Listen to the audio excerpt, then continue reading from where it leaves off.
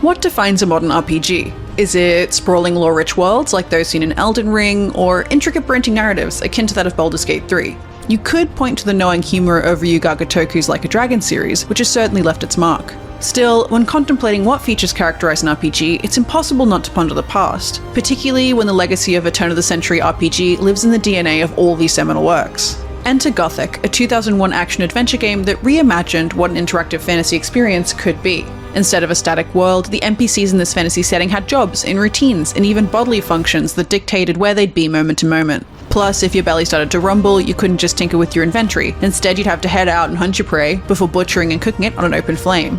These aspects may be expected, even coveted now. Alas, at the time, this kind of intentionality and immersion was revolutionary.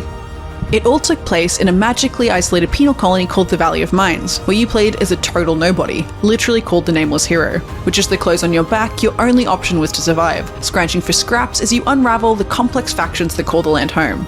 There is of course a lot more simmering under the surface, with conniving sorcerers and demonic entities, but you won't find any spoilers here. A defining feature of this deliciously punishing world was the lack of UI. There wasn't a minimap to refer to or quest markers to dictate your next move. Instead, you needed to trust your gut and keep your wits about you to avoid running into a vicious animal or getting on the wrong side of a particularly British citizen.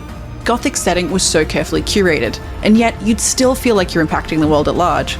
So, whether you were a brave adventurer, or more likely a morally questionable one, you could immerse yourself in the serial hero fantasy. This fresh approach was particularly beloved in Europe, where it earned cult status. It even inspired iconic studios like CD Projekt Red, the developers of The Witcher, and Warhorse Studios, the minds behind the revered Kingdom Come Deliverance series. Still, while memorable, the original release has certainly seen better days, particularly by modern standards. Thankfully, Alchimia Interactive has softened its rougher edges, reimagining the game from the ground up.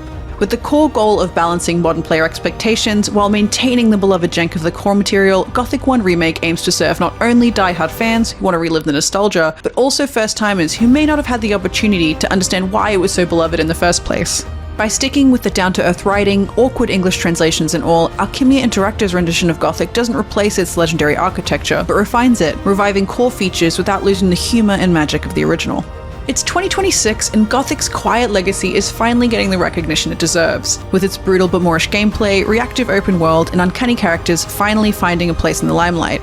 Built with the heart of Piranha Bytes' 2001 classic, as well as the technical prowess and adoration of Alchimia Interactive, there's never been a better time to revisit or experience for the first time the game that set the tone for some of your favourite modern RPGs.